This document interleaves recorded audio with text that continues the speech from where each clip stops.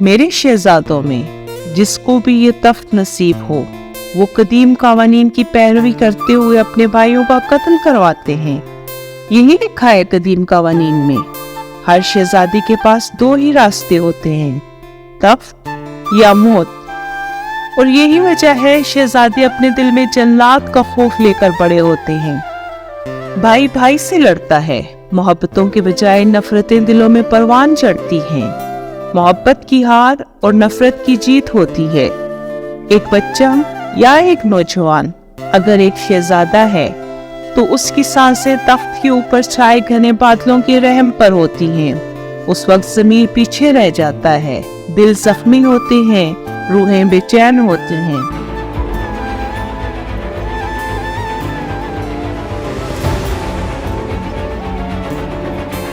ایک ماں کے لیے ایک بیٹے کو تخت ملنے کا مطلب ہے دوسرے بیٹوں کا دکھ اٹھانا، جو اپنی دبی ہوئی آواز میں باقی اولاد کو الوداع کہتی ہے۔ ایک طرف ایک اولاد کو تخت ملنے کی خوشی ہوتی ہے تو دوسری جانب باقی اولاد کو کھو دینے کا غم۔ میں کوسم کئی سالوں سے چلی آنے والی اس رسم کو ختم کرتی ہوں۔ اس کے بعد خوف کی جگہ سکون ہوگا، نفرت کی جگہ محبت ہوگی، قسمت کی جگہ سعادت۔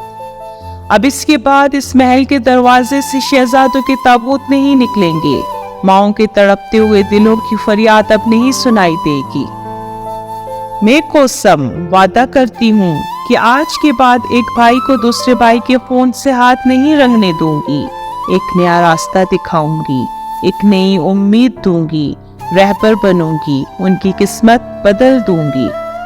میرا ارادہ ہے کہ مرحوم آقا سے جو وعدہ کیا ہے اس کو پورا کرنے کے لیے ان کی امانت کو سنبھالوں گی، شہزادے، شہزادیاں یا یہ حکومت۔